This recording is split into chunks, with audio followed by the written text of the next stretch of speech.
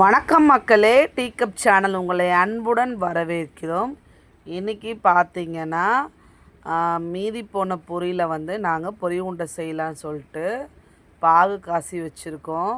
அதுக்கு வெல்லமும் தண்ணியும் விட்டு நல்லா திக்கான கன்சிஸ்டன்சியில் பாகு இழுத்துட்டு அதுக்கப்புறமா பொரியை போட்டு மிக்ஸ் பண்ணணும். நீங்கள் இந்த ஆயுத பூஜைக்கு பொரி மீந்து போச்சுன்னா இந்த மாதிரி பண்ணிங்கன்னா ஒரு யூஸ்ஃபுல்லாக இருக்கும். குழந்தைங்களும் விரும்பி சாப்பிடுவாங்க. எங்கள் வீட்டு குழந்தைங்க எல்லாம் ரொம்ப லைக் பண்ணி சாப்பிடுவாங்க. இந்த மாதிரி நல்லா மிக்ஸ் பண்ணுங்கள். நான் குட்டியான பாத்திரம் எடுத்ததால் இந்த மாதிரி இருக்குது. பெரிய பாத்திரத்தில் செஞ்சிங்கன்னா இன்னும் நல்லா சூப்பராக இருக்கும். இப்போ இதில் கொஞ்சமாக எண்ணெய் கையில் தடவிக்கணும். தடவிட்டு சின்ன பால் மாதிரி பிடிக்கணும்.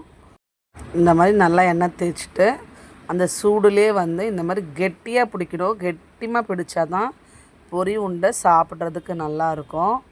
ஸோ இந்த மாதிரி நல்லா அழுத்தி கொடுத்தீங்கன்னா உதிராது, நல்லா ஒரு கெட்டி பதத்தில் பிடிச்சிக்கும்.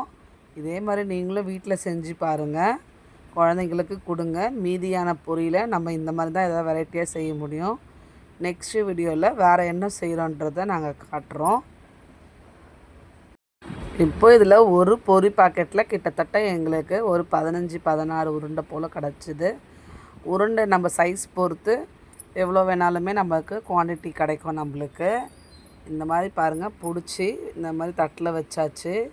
என் பொண்ணுக்கு நிறைய கேள்விலாம் வர கேட்டிருந்தா, இது எப்படி, என்ன பண்ணணும், ஏது பண்ணணுன்ட்டு எல்லா கேள்விக்கும் பதில் சொல்லி அதுக்கப்புறமா அவளே கொண்டு போய் எல்லாருக்கும் ஒன்று ஒன்று கொடுத்துட்டு வந்துட்டு அப்புறம் அவளும் சாப்பிட ஆரம்பிச்சிட்டான். கடைசியாக இந்த மாதிரி ஒட்டிக்கிச்சுன்னா, லாஸ்ட்டாக இருக்கிறது ஒட்டிக்கிச்சுன்னா ஒன்றும் பயப்பட வேண்டாம்.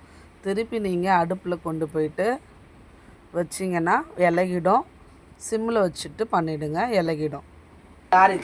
இந்த பால் உருண்டையை என்ன பண்ண போகிறான்னா, ஃபஸ்ட்டு கவின் தான் சாப்பிட்டு பார்க்க போகிறாரு டேஸ்ட் எப்படி இருக்குன்ட்டு.